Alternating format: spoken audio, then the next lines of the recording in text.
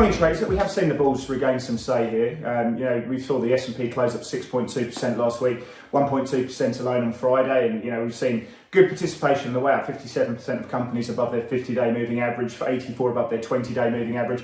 And the moves on Friday, good volume obviously playing through, going through OPEX, but we've seen discretionaries, tech and service sectors working well. It was only the utility sector that was actually down on Friday. So that should spill over into a stronger Asian market. The Nasdaq was up 8.2% last week, putting over 2% alone. And we've seen the VIX pulling down 7 handles last week to close just below 24%. In the FX market, it's all about selling the yen at the moment. Swedish yen up 5.3% last week. It's a monster move there. Noki yen up nearly 5%, and Aussie yen up putting 3.3%. Some of those hedges being unwound. We saw gold down 3.4%, crude down about 3.3%. So we're looking for some stability there, as obviously we focus on the yield curve. A lot of focus there that 210s is sitting around 20 basis points. What's that saying? Well, we'll see inversion coming through. And it wouldn't surprise if we did see inversion coming through longer term. Now, I think what's interesting is we are going to see the Chinese markets fire up again. There's been some real momentum behind those markets. They put on a show last week, and we expect to see a good spillover into a positive territory on the open there. Obviously, the idea that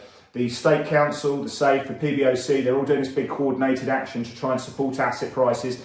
At 12:15 today, we do have the prime rate coming through. Are we going to see the PBOC cutting that by about 10 basis points, both for the 1 and the 5 year rate? The consensus say we won't, but I wouldn't be surprised if we did. And at some stage, we do see this week the reserve ratio requirements being cut for both commercial banks and rural banks. That should keep the wind to the backs there. Another big focus, of course, is what's happening with the May central bank meeting for the Fed. There's about a 50-odd% chance that we get a 50 basis point hike at the same time when they formally announce quantitative tightening to come through, potentially starting in June. We've got 17 speakers coming through from the Fed this week. So, of course, we're watching, is there a propensity to raise that terminal rate even higher into 3%, even higher above that neutral rate, and, of course, more colour and potentially on quantitative tightening. We've got 12 ECB speakers. We've got Philip Lowe speaking in Australia this week. So it's another big week. Can the momentum spill over into further gains? That's a question we're asking here.